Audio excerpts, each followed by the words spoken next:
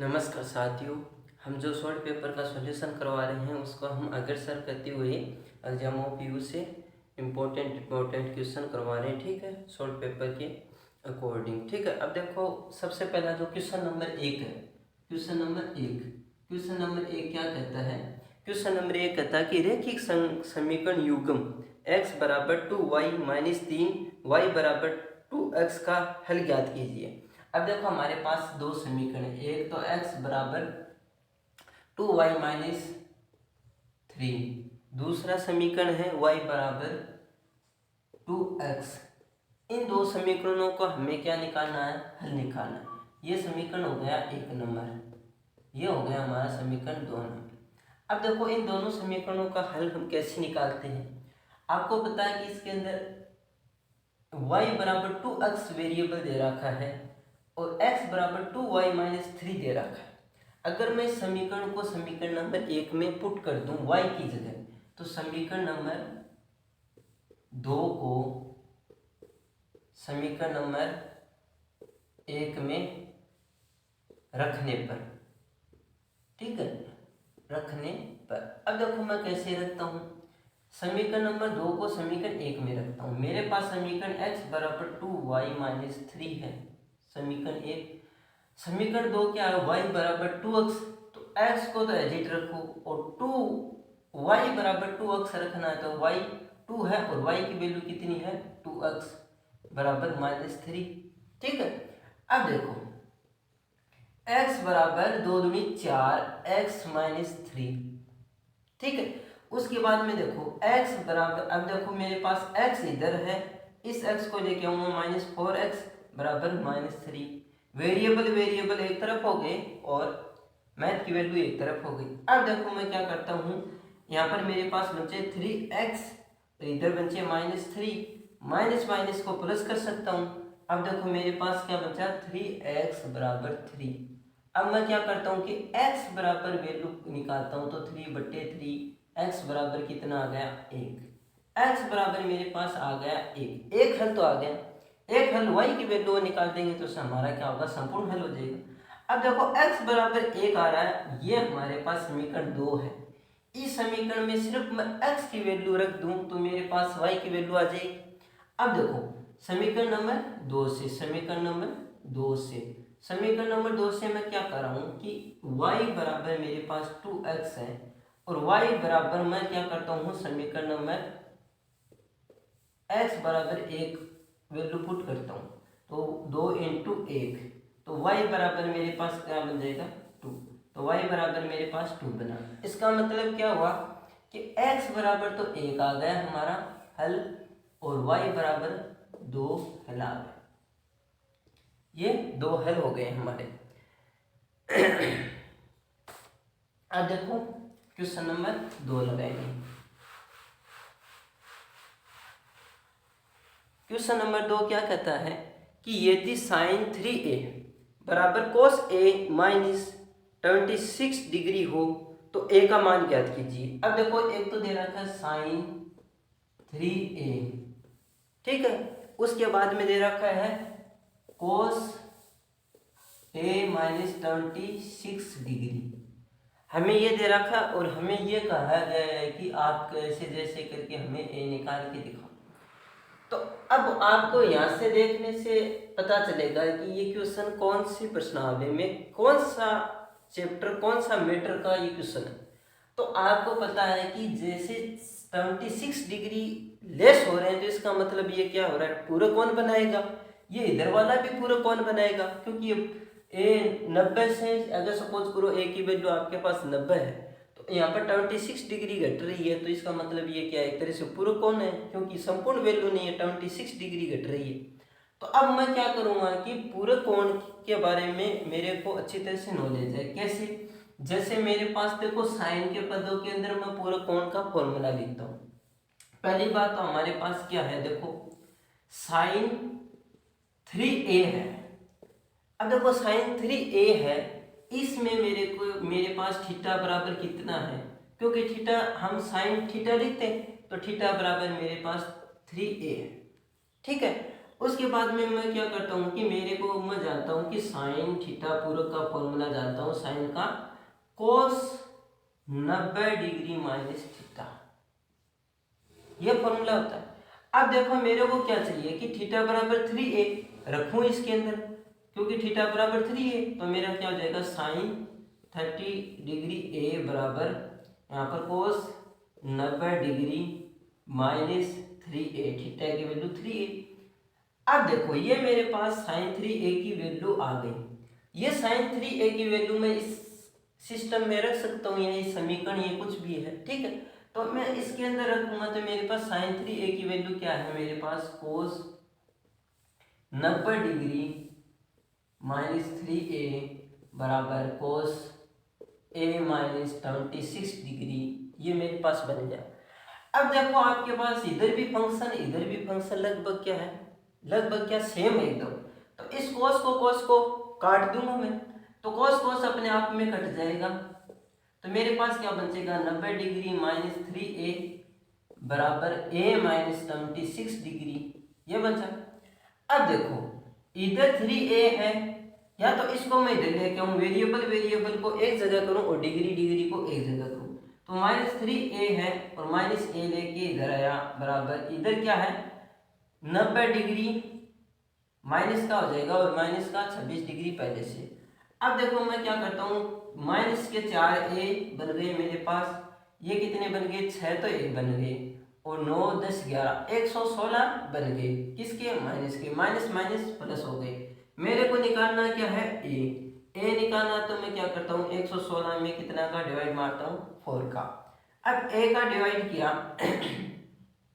तो 4 दूनी 8, ठीक है, 4 दूनी 8, 116 में मैं 4 का डिवाइड मारा तो 4 दूनी 8 बचा हमारे पास कितना, सॉरी 4 का भाग लगाऊंगा 116 में, 4 दूनी 8, 4 दूनी 8 आ गया, ठीक। 8 में से मैं क्या करूंगा यहाँ पर 8 9 10 11 3 बच्चे, और उसके बाद में 6 तरह 9 चौक 36, तो मेरे पास कितना ए की कितनी वैल्यू आई, ए की वैल्यू आई मेरे पास 29 डिग्री, ए की वैल्यू कितनी आ गई मेरे पास 29 डिग्री, ठीक है।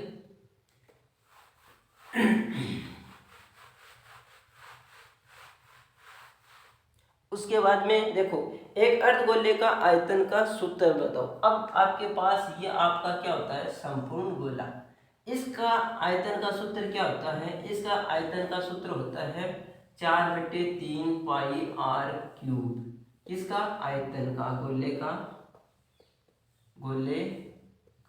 आयतन, गोले का आयतन ये होता है। अब मैं इसको क्या बना देता हूँ अर्धगोला बनाता हूँ, तो अर्धगोला तो आपको पता है ऐसे बनेगा, तो इसका सूत्र क्या होगा, इसका होगा आधा हाफ, तो ये हो जाएगा मेरे पास 2/3 पाई r क्यूब, किसका हो जाएगा अर्धगोले का आयतन, अर्धगोले का आयतन हो जाएगा हमारे पास, ठीक है।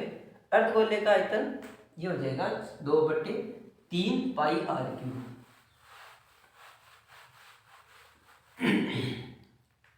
उसके बाद देखो त्रिज्या 4 सेंटीमीटर वाले एक वृत्त के चाप की लंबाई ज्ञात कीजिए जिसका कोण 30 डिग्री हो। देखो ये हमारे पास एक क्या है वृत्त, इसकी त्रिज्या कितनी है आपको पता है 4 सेंटीमीटर, तो हम इधर भी खींच सकते हैं 4 सेंटीमीटर, क्योंकि चाप की लंबाई निकालनी है। तो आपको पता है कि 4 सेंटीमीटर, जहाँ पर जब थीटा साथ में दे देता है तो हम किस प्रकार चाप की लंबाई निकालते हैं, चाप इस चीज को मानते हैं, फिर हम परिधि के कुछ हिस्से को हम क्या मानते हैं चाप। अब इसका चाप की लंबाई का क्या सूत्र होता है, वृत्त के चाप की लंबाई का सूत्र, या त्रिज्य खंड के, इसे बोलते हैं त्रिज्य खंड के चाप की लंबाई का सूत्र, ठीक है। क्या होता है हमारे पास पाई r थीटा बटे 180 डिग्री, 180 डिग्री। अब देखो आपके पास पाई का मान कितना है 22/7, r का मान 4 इंटू थीटा का मान 30/180, और 180 डिग्री। 0 से 0 गया, 6 छबारा 6 तिया 18, 2 दूनी 4, 2 तिया 6। अब देखो ऊपर ऊपर बन गए 44, 22 दूनी 44, 7 दूनी 14, 7 या 21 नीचे बन गए। ये क्या आ गई मेरे पास लंबाई। अब इसको और सोल्व करता हूँ मैं, तो 44 में भाग देता हूँ किसका, 21 का, 21 दूनी 42, 2 बच गए। अब देखो 21 दूनी 42, फिर मैं पॉइंट लूंगा क्योंकि मेरे को 0 उतारना है, 20 कम रह गया, फिर मैं क्या करता हूँ, एक और ले लेता हूँ। ठीक है, तो 21 दूनी 42, तो मतलब 2.21 गुणा करा अपन 9, तो 9 दूनी 9 1 9, 9 दूनी 18, 189, मतलब 9 बार हमारा इसका जो लंबा चाप की लंबाई का सूत्र क्या आएगा, चाप की लंबाई का सूत्र आएगा हमारे पास, आंसर आएगा 2.09 लगभग। ठीक है, क्योंकि हमने डायरेक्ट 9 से कर लिया है, क्योंकि ये 200 के समथिंग ही जा रहा है। ये हो गया हमारा चाप का। अब देखो हम कौन सा क्वेश्चन लगाते हैं, क्वेश्चन नंबर 4। क्वेश्चन नंबर 4 है, क्वेश्चन नंबर 4 देखो, यदि त्रिभुज ए बी सी में डी ई समांतर है बी सी के, तो ए डी 1.5 सेंटीमीटर है, बी डी 3 सेंटीमीटर है तथा ए ई 1 सेंटीमीटर है, तो ई सी ज्ञात कीजिए। अब देखो हमारे पास क्या होता है इसके अंदर, ये एक समरूपता वाला टॉपिक त्रिभुज वाला है, उससे क्वेश्चन है। इसमें ए बी सी दे रखा है और इसमें एक चीज दे रखी है, वो चीज देखो लिखो क्या दे रखी है इसमें, डी ई समांतर किसके है, बी सी के। अब जहां पर डी ई समांतर किसके हैं, बी सी के, तो हम क्या करते हैं उस क्वेश्चन के अंदर कि ऐसा होता तो या तो उसके अंदर क्या लगती है, थेलस प्रमेय, आनुपातिकता प्रमेय, समानुपातिकता प्रमेय। तो कौन सी प्रमेय लगी, अनुपातिक प्रमेय, अनुपातिक प्रमेय लगी। ठीक है, अब देखो ये अनुपातिक प्रमेय क्या करती है, ये प्रमेय कहती है कि A D upon D B बराबर किसके होगा, ए ई अपॉन ई सी के। जबकि कुछ चीजें हमें क्या दे रखी है, कौन सी चीज दे रखी है वो लिखता हूं मैं, गिवन यहाँ पे लिख लेता हूँ।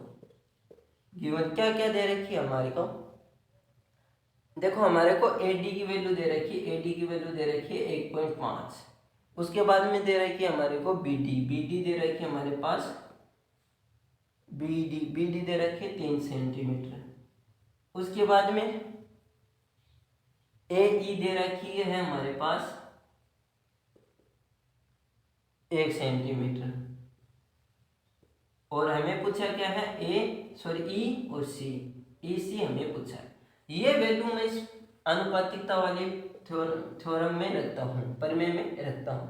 देखो ए डी मेरे पास 1.5 है और डी बी कितना है, या बी डी 3 है, बराबर ए ई कितना है 1, और ई सी हमें क्या करना है, ज्ञात करना। अब देखो 3 पंजो 15, तो 0.5 बट्टे 1 बराबर 1 अपॉन ई सी। अब मैं इस चीज को कैसे लिखूंगा कि ई से हमें निकालना है, तो ई सी निकालना तो मेरे पास 1 बट्टे क्या हो जाएगा, 0.5 हो जाएगा। अब ई सी निकालना तो मेरे पास क्या हो जाएगा, मैं इस पॉइंट को हटाऊंगा तो 10 बट्टे 5 लिख दूंगा। अब ई सी मेरे को चाहिए, तो ई सी बराबर क्या हो जाएगा, 5 दूनी 10। तो मेरे पास ई सी की वैल्यू कितनी आएगी, ई सी की वैल्यू हमारे पास 2 आ जाएगी, जब ए डी की 1.5 थी और ये 3 थी और ये 1 थी, तो ई सी की वैल्यू क्या आ जाएगी हमारे पास, ई सी की वैल्यू आ जाएगी 2 सेंटीमीटर, क्योंकि सेंटीमीटर में चल रही है तो 2 सेंटीमीटर आएगी। तो ई सी की वैल्यू आ गई 2 सेंटीमीटर। अनुपातिकता को कॉन्सेप्ट है। उसके बाद में देखो दो ऐसे, इसको छोड़ो, छायांकित भाग का क्षेत्रफल ज्ञात कीजिए यदि पी क्यू बराबर 24 सेंटीमीटर तथा पी आर 7 सेंटीमीटर है, ओ वृत्त का केंद्र है। ठीक है, अब आपके पास देखो एक तो आपके पास ये हमारे पास कोई एक वृत्त है, ठीक है। इस वृत्त में क्या होता है, ये मेरे पास एक केंद्र बिंदु O है। अब इस केंद्र बिंदु से ये एक रेखा ऊपर जा रही है और ये इस रेखा के साथ मिल रही है। अब इस छायांकित भाग का हमें क्या पूछा है, क्षेत्रफल पूछा है कि इसका कितना क्षेत्रफल होगा। तो इसका क्षेत्रफल हम कैसे निकालेंगे, तो आपको पता है कि इसमें जो को गिवन दे रखी है कि पी क्यू, आप इसमें पॉइंट दे रखे हैं हमें आर पी और क्यू। अब देखो इसमें जो चीज दे रखी है उसको लिखूंगा। एक तो पी क्यू दे रखी है, पी क्यू कितनी दे रखी है 24 सेंटीमीटर, ठीक है। उसके बाद में दे रखे है मेरे पास पी और R. P R 7 centimetre, P R 7 centimetre O के अंदर दे रखा। अब देखो ये मेरे पास दे रखी है, ये भुजा दे रखी है और ये भुजा दे रखी है। अब मैं कौन सी भुजा निकालूं, क्योंकि हमें वृत्त का क्षेत्रफल की जरूरत है। अब वृत्त के क्षेत्रफल की जरूरी है तो मेरे पास आर क्यू निकालूंगा। तो आर क्यू निकालूंगा। आर क्यू कैसे निकलेगी, आर क्यू निकलेगी पाइथागोरस प्रमेय की, क्योंकि ये 90 डिग्री का फिगर है। अब देखो मैं आर क्यू निकालता हूं। आर क्यू कैसे निकलेगा, आर क्यू का स्क्वायर बराबर पाइथागोरस प्रमेय से लिखता हूं पी क्यू का स्क्वायर प्लस पी आर का स्क्वायर। पाइथागोरस प्रमेय से लिखा मैंने। अब देखो पी आर क्यू मेरे को निकालना, स्क्वायर बराबर ये होता है हमारे पास 24 का स्क्वायर, ये होता है 7 का स्क्वायर। अब देखो आर क्यू हमें निकालना है, तो आर क्यू निकाल लूंगा स्क्वायर बराबर 24 का। देखो 24 4 चौक 16, 4 दूनी 8, 24 चौका 96 और 4 दूनी 8 और 2 दूनी 4, 6 8 8 16 17 576 और 7 7 49, तो 9 6 15 और 7 8 9 10 11 1 12 5 1 6। तो मेरे पास ये कितना आया 576 प्लस 7 7 49।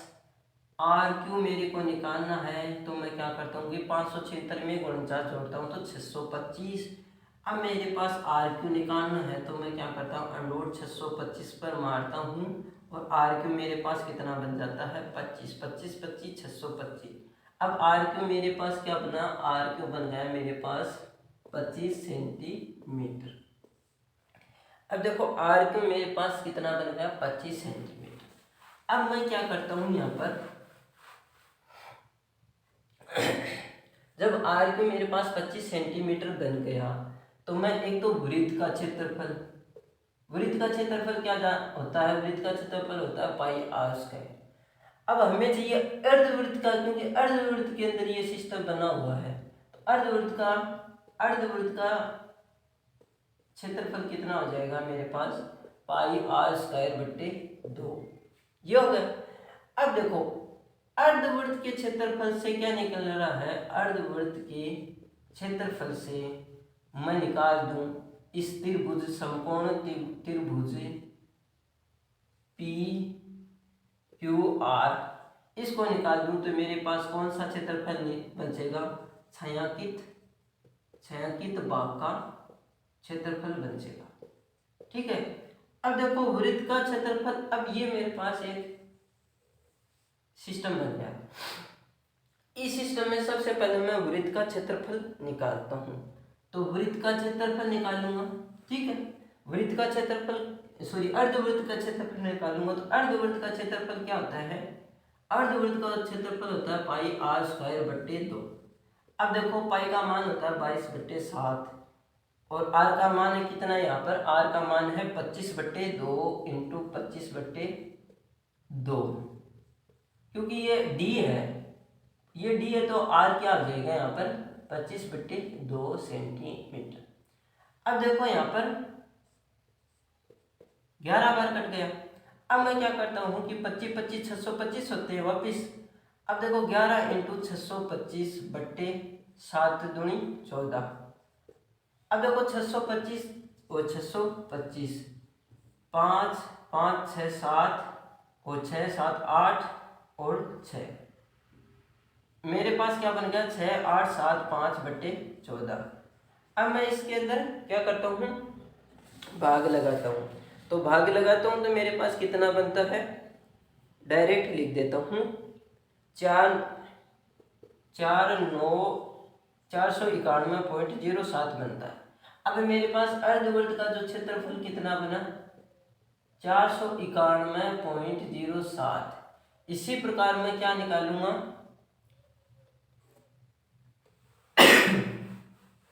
त्रिभुज का क्षेत्रफल।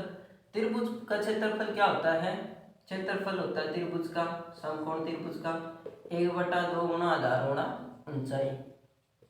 ठीक है। अब देखो 1/2 आधार कितना है मेरे पास, आधार देखो इसमें एक को आधार मान लो, एक को ऊंचाई मान लो, तो 24 गुणा 7। अब देखो 12 दूनी 24, 12 संति 84। ठीक है। अब मेरे पास जो त्रिभुज का क्षेत्रफल कितना है, त्रिभुज का क्षेत्रफल आ गया मेरे पास 84। ठीक है। क्षेत्रफल है तो सेंटीमीटर स्क्वायर, सेंटीमीटर स्क्वायर ही वृत्त का जाएगा। अब हमें निकालना है छायांकित भाग का क्षेत्रफल। छायांकित भाग का क्षेत्रफल निकालने के लिए हमने सूत्र रख रखा है। इसमें देखो मैं क्या करूंगा, 491.07 में से मैं त्रिभुज का क्षेत्रफल 84 सेंटीमीटर स्क्वायर निकाल देता हूँ। तो मेरे पास कितना बचता है फाइनल, 407.07 सेंटीमीटर स्क्वायर किसका, छायांकित भाग का क्षेत्रफल बचता है। तो आपके पास 407.07 सेंटीमीटर स्क्वायर आपका छायांकित भाग का क्या आ जाएगा, क्षेत्रफल आ जाएगा।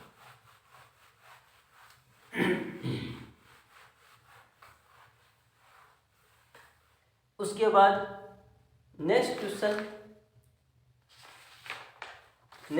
क्या कहता है कि दो घनों जिनमें से प्रत्येक का आयतन 125 सेंटीमीटर क्यूब है, संलग्न फलकों को मिलाकर एक ठोस बनाया जाता है, इसमें प्राप्त घनाभ का कुल पृष्ठीय क्षेत्रफल ज्ञात कीजिए। अब देखो इस क्वेश्चन नंबर 8 में क्या होता है,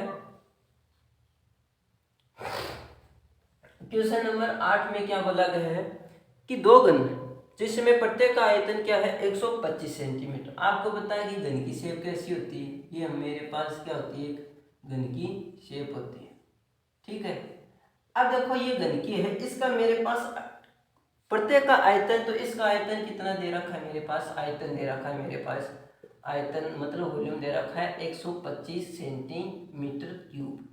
अब आपको पता है कि घन का जो आयतन का सूत्र क्या होता है, घन का आयतन का सूत्र क्या होता है, आयतन का सूत्र। अब देखो घन का आयतन का होता है 6 भुजा क्यूब। अब देखो आपके पास घन का आयतन का सूत्र होता है भुजा क्यूब। अब भुजा क्यूब क्या, जब आयतन का सूत्र होता है, जबकि भुजा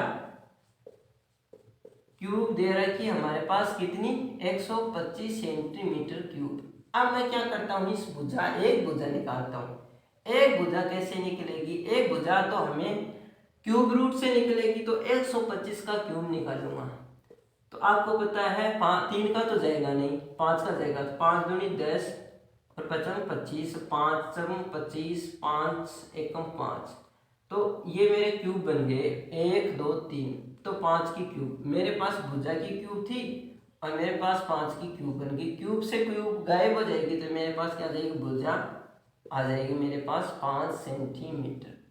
अब आपको पता है कि भुजा 5 सेंटीमीटर आई, तो घन के अंदर प्रत्येक भुजा क्या होती है, बराबर होती है। तो ये भी मेरी कितनी आ गई, 5 सेंटीमीटर, और ये हाइट भी मेरी कितनी आ गई, 5 सेंटीमीटर, और चौड़ाई भी कितनी आ गई, 5 सेंटीमीटर। अब देखो मेरे पास लंबाई घन की कितनी लंबाई, 5 सेंटीमीटर, चौड़ाई 5 सेंटीमीटर, ऊंचाई 5 सेंटीमीटर। ये सिस्टम आ गया मेरे साथ घन का। अब इसके बाद में आगे क्वेश्चन में क्या बोल रखा है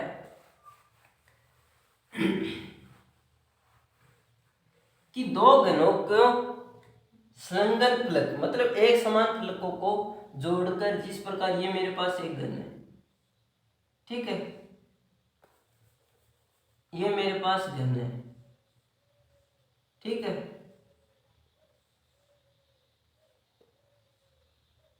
इन घन को एक घन और जोड़ा गया है इसके अंदर, एक घन समझो यहाँ पर इस प्रकार जोड़ा गया, ठीक है। अब देखो एक घन और जोड़ा गया है, थोड़ा अच्छा नहीं बना, इस प्रकार पूरे घन को, मतलब दो घन हो गए मेरे पास, एक घन तो ये हो गया और एक घन का फलक ये हो गया, क्योंकि दोनों घन जुड़े। और पहले का ये इस प्रकार, इतना नहीं, इस प्रकार ये हो गया, और दूसरे का इस प्रकार और इस प्रकार थोड़े से और मिलाकर ये मेरे पास दो घन हो गए यहाँ पर, ठीक है। अब देखो इन दोनों घनों के फलक, मेरे ये फलक क्या हो गया, मेरा फलक जुड़ गया। अब देखो इसके अंदर सिर्फ यहाँ से लेकर यहाँ पर इसकी जो लंबाई है उसके अंदर ही क्या फर्क पड़ा, क्योंकि लंबाई पहले 5 थी, इसकी अगर दो घन समान जोड़ेगी तो इसकी लंबाई 5 थी, तो इसकी भी लंबाई कितनी हो जाएगी, 5। अब देखो मेरे पास टोटल लंबाई कितनी होगी, मेरे पास 10 सेंटीमीटर हो गई टोटल लंबाई। इस घन से क्या बना लिया हमने, तो वो घन दो घन थे, दोनों घनों को क्या मैंने जोड़कर क्या बना लिया, घनाभ बना लिया। एक घन दोनों को जोड़ा तो मेरे पास घनाभ बना लिया। ये इसकी हाइट चौड़ाई ऊंचाई थी, ये भी इसी की सेम थी। तो घनाभ की दो चीज क्या होती है, परिवर्तन नहीं होती है, सिर्फ लंबाई परिवर्तन हो जाती है। बाकी 5 सेंटीमीटर ऊंचाई और 5 सेंटीमीटर इसकी चौड़ाई, ये इसमें कोई परिवर्तन नहीं होता। अब देखो घन की तो ये आ गई मेरे पास, घनाभ की क्या आ गई, घनाभ का क्या आ गया, घनाभ की देखो लंबाई कितनी हो गई, 10 सेंटीमीटर हो गई, चौड़ाई में कोई फर्क नहीं पड़ा और ऊंचाई में भी कोई फर्क नहीं पड़ा, सिर्फ फर्क किस में पड़ा, एक लंबाई में। अब हमें पूछा है कि घनाभ का पृष्ठीय क्षेत्रफल निकालिए, तो घनाभ का पृष्ठीय क्षेत्रफल क्या होता है, पृष्ठीय क्षेत्रफल बराबर 2 गुना लंबाई गुना चौड़ाई प्लस चौड़ाई गुना ऊंचाई, ठीक है। उसके बाद में प्लस ऊंचाई गुना लंबाई, ये घनाभ का सूत्र होता है।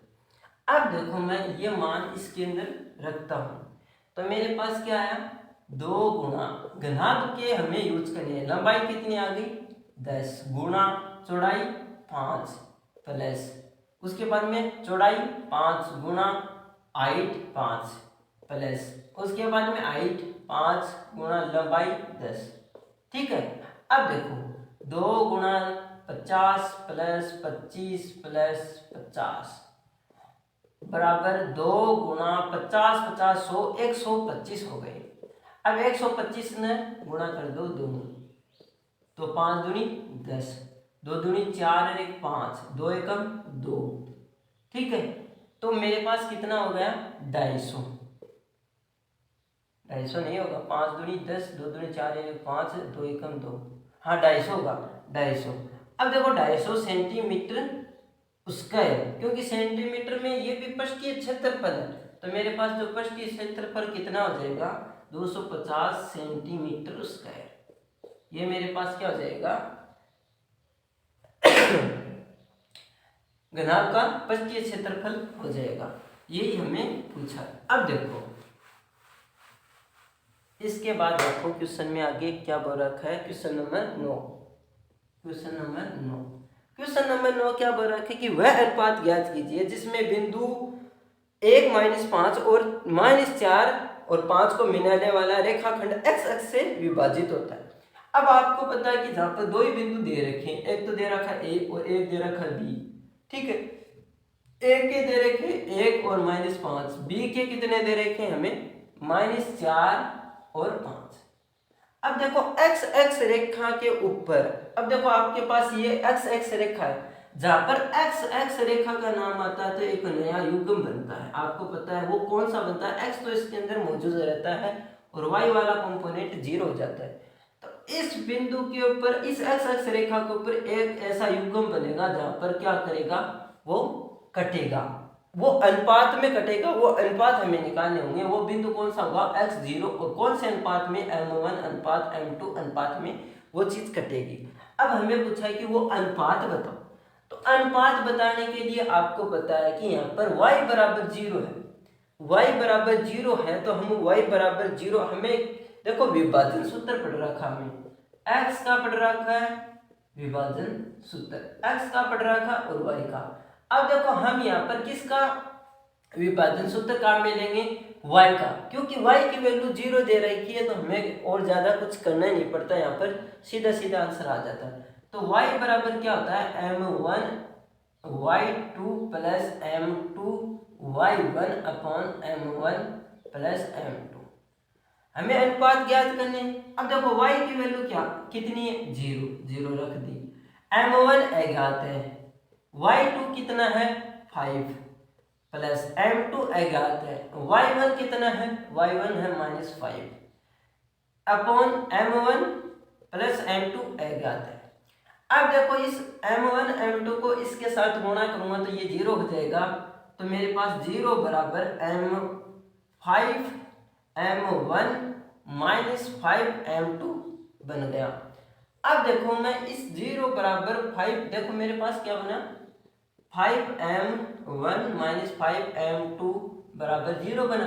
अब मैं इसको 5m1 को एक तरफ ले लेता हूँ और m2 को एक तरफ ले लेता हूँ, तो 5m2 एक तरफ हो गया।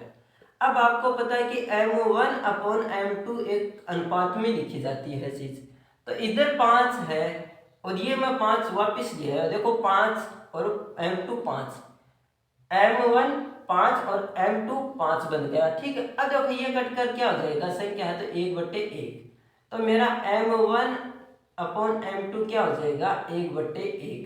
इसका मतलब क्या है m1 अनुपात m2 मेरा कितना हो गया 1:1, तो यहाँ पर जो अनुपात होगा वो 1:1 होगा, ठीक है, 1:1 होगा m1 अनुपात m2 की वैल्यू जो 1:1 में कटेगी ये चीज, ठीक है। उसके बाद में नेक्स्ट क्वेश्चन क्या कहता है कि किसी द्विघात समीकरण x² - 4x + 1 बराबर 0 के मूल होंगे। अब देखो हमें क्या पूछा है, x² - 4x + 1, ये हमारे पास क्या है एक द्विघात समीकरण है, ठीक है। और इस समीकरण के हमें क्या पूछे हैं मूल। अब देखो मूल पूछे ना कि शून्यांक, क्यों शून्यांक तो हमें बहुपद के पूछते हैं और मूल द्विघात समीकरण के। अब देखो मेरे पास स्टैंडर्ड इक्वेशन क्या होती है ax² + bx + c, ठीक है। अब मैं यहाँ पर क्या करता हूँ ax² bx + c, ठीक है। a की वैल्यू क्या हो गई 1, b की वैल्यू क्या हो गई -4, c की वैल्यू क्या हो गई 1। अब देखो मेरे को यहाँ पर क्या निकालने हैं मूल, तो मूल कैसे निकाल लूंगा, फॉर्मूला क्या कहता है -b + -b² - 4ac upon 2a।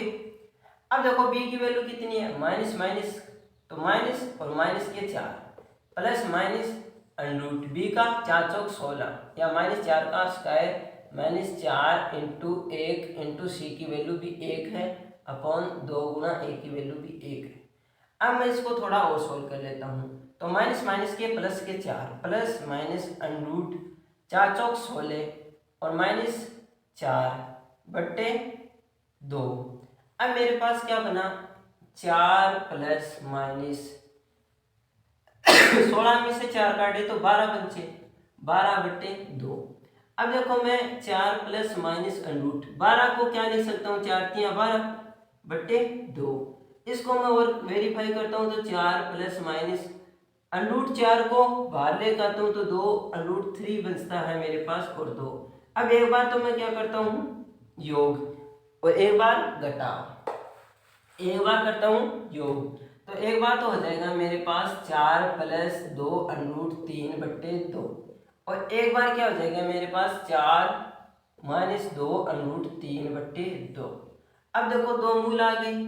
अब देखो यहाँ पर 2 कॉमन ले लिया तो 2 कॉमन लिया तो मेरे पास क्या बचा 2 दूनी 4 प्लस 2 एकम 2 और √3/2, तो 2 से 2 कट गए तो एक मूल तो हो गया 2 प्लस √3, एक मूल तो ये हो गया।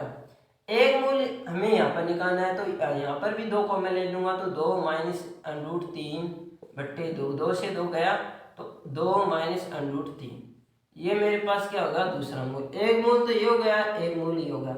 इस प्रकार हमारे मूल 2 + √3, 2 - √3, इस प्रकार के हमारे पास 2 मूल आ जाएंगे। द्विघात समीकरण के 2 मूल आते हैं। ठीक है, आज के लिए इतना है।